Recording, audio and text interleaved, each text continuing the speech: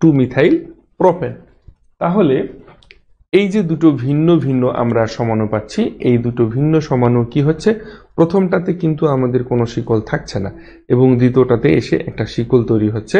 তাহলে এখান থেকে আমরা বলতে পারি যে এই যৌগটা আমাদের শিকল সমানুতার এক্সাম্পল, বা এই সমাণু দুটো শিকল সমাণু। ঠিক আছে, আচ্ছা এখন আমরা নেক্সট আলোচনা করব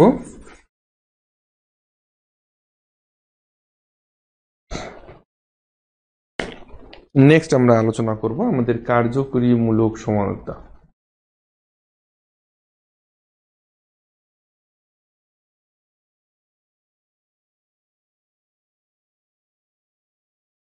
কার্যকরীমূলক সমানুতা, দেখো এই যে কার্যকরীমূলক সমানুতা একই রকম, তো এখানে নাম শুনে আমরা অনেকটাই আন্দাজ করতে পারছি যে অ্যাকচুয়ালি এই সমানুতাটা কিরকম হতে পারে। সাধারণত এই সমানুতাটা আমাদের কার্যকরীমূলকের ভিন্নতার কারণে, বা কার্যকরীমূলকের একটা এখানে ভিন্ন ভিন্ন কার্যকরীমূলক থাকবে, যার কারণে এই ধরনের সমানুগুলোকে আমরা কার্যকরীমূলক সমানুতা বলতে পারবো, তাই না?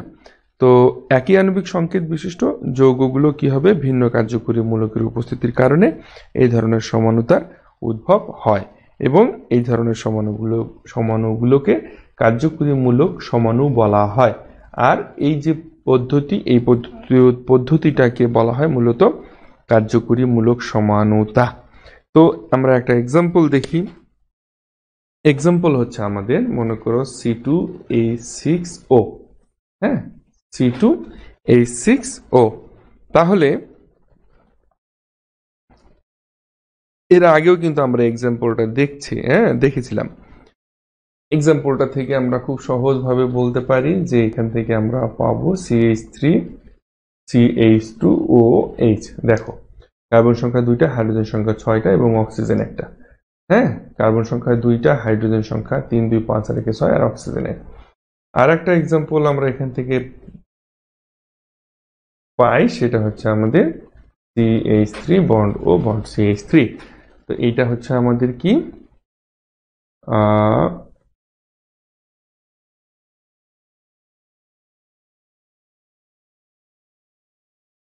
ইথাইল অ্যালকোহল, তাই না? আর এটা হচ্ছে আমাদের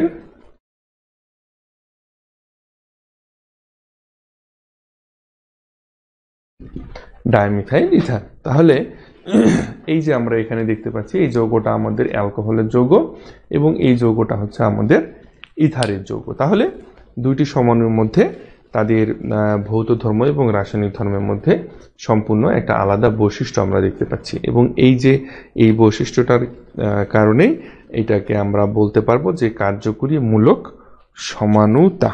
ঠিক আছে, এখন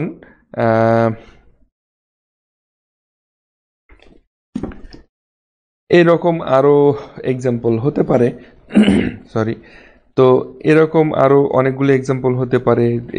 এগুলো বিভিন্নভাবে তোমাদেরকে প্র্যাকটিস করতে হবে। এই প্র্যাকটিসগুলো তোমরা যত বেশি করবে তত বেশি তোমাদের জন্য সুবিধা হবে। আচ্ছা, এখন নেক্সট এক্সাম্পল আমরা দেখি। নেক্সট যে সমানুতা রয়েছে সেই সমানুতাটা হচ্ছে আমাদের অবস্থান সমানুতা।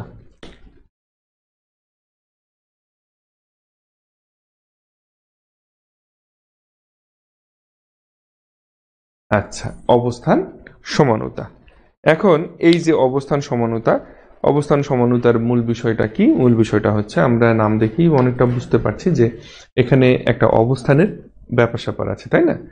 তো সাধারণত একই সমগোত্র শ্রেণীর যৌগে দ্বিবন্ধন বা 3 বন্ধনের অবস্থান অথবা এদের যৌগস্থ কি হয়, কার্যকরী মূলক বা পরমাণু যখন কার্বন শিকল বা বলয়ের বিভিন্ন স্থানে অবস্থান করে তখন যে সমানুতা পরিলক্ষিত হয় তাকে আমরা অবস্থান ঘটিত সমানুতা বা অবস্থানজনিত সমানুতা অথবা অবস্থানের পরিবর্তনজনিত সমানুতা বলতে পারি। সাধারণত এই যে সমাণুগুলো আমরা এখানে খুব স্পষ্টভাবে আমরা দ্বিবন্ধনে অবস্থান হতে পারে, 3 বন্ধনে অবস্থান হতে পারে, অথবা কার্যকরীমূলক যে অ্যালকোহল রয়েছে সেগুলোর অবস্থানের পরিবর্তন হেতু বিষয় হতে পারে। আচ্ছা, আমরা একটা এক্সাম্পল দেখি, তাই না? আমরা একটা এক্সাম্পল দেখি, যেমন দেখো CH3 CH2 CH2 OH। হ্যাঁ, আচ্ছা, এই যৌগটা কি? অ্যালকোহলের যৌগ। তো এই যৌগর নামটা কি হবে? স্বাভাবিকভাবে 1 2 3 কার্বন, তাই না? তাহলে আমরা এটাকে কি লিখতে পারবো? 3 কার্বনের জন্য প্রোপানল, তাই তো? প্রোপানল 1। আচ্ছা, এখন এটাকে যদি আবার আমরা এভাবে লিখি CH3, দেখো CH3,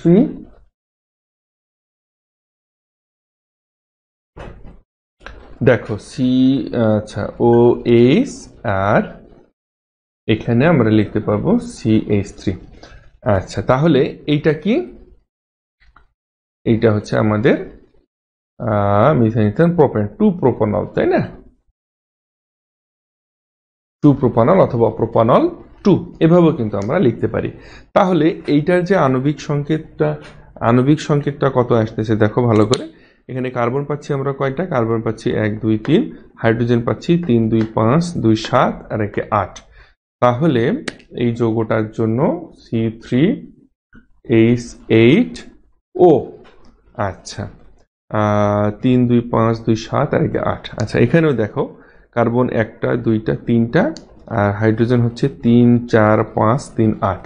তাহলে এইটা হচ্ছে আমাদের অবস্থান সমানুতার যৌগটি, অবস্থান সমানুতার আণবিক যে সংকেত, সেই আণবিক সংকেতে এইটা একটা এক্সাম্পল।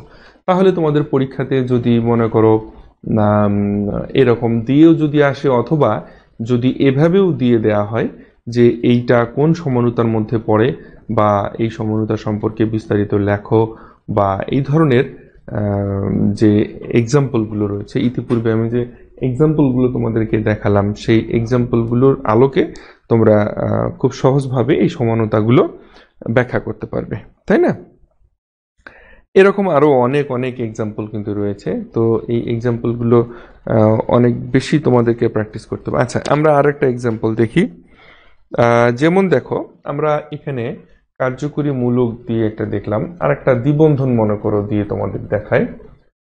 CH3CH দ্বিবন্ধন CH দ্বিবন্ধন CH3। ওকে, আচ্ছা, এই যৌগটার নাম কি? 1 2 3 4, তাহলে বিউটিন। আচ্ছা, বিউটিন 2। তো এইটাকে যদি আমি দ্বিবন্ধনটা আরেকভাবে দিই, দ্বিবন্ধনটাকে পরিবর্তন করে দিই, অর্থাৎ অবস্থানটা পরিবর্তন করে দিই, তাহলে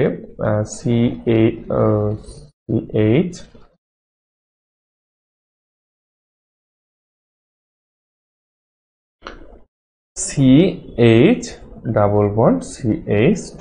তাহলে এখান থেকে আমি দেখতে পাচ্ছি এইটা হচ্ছে আমার বিউটিন